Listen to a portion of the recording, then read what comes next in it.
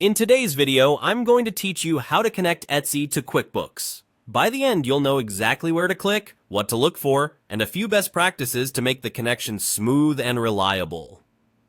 First, open QuickBooks Online in your browser and sign into the company you want to connect.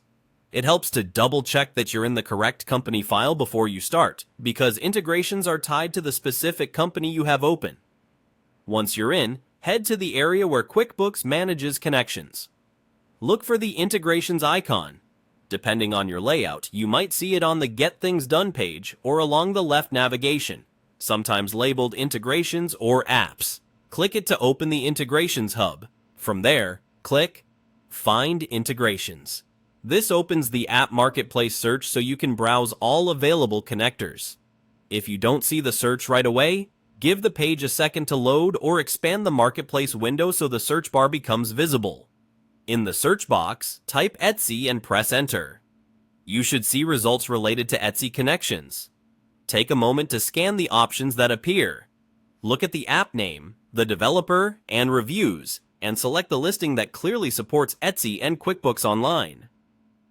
If multiple Etsy connectors are available in your region, choose the one that matches your needs and is well supported. Before you integrate, make sure your QuickBooks Online subscription is active and that you have the right user permissions.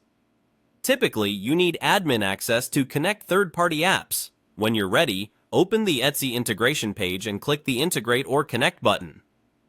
QuickBooks will guide you through an authorization flow. You'll be prompted to sign into your Etsy shop and grant permission for the app to read your orders, fees, taxes, and payouts so they can sync into QuickBooks. Follow the on-screen prompts, confirm you're connecting to the correct QuickBooks company, and continue until you see the confirmation that the connection is established. During the setup screens, you may be asked to pick how data should be handled once it arrives in QuickBooks.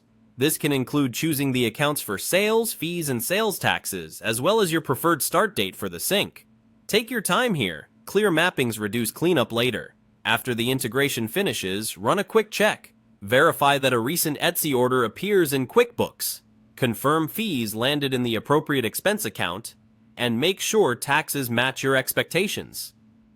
If anything looks off, return to the integration settings and adjust.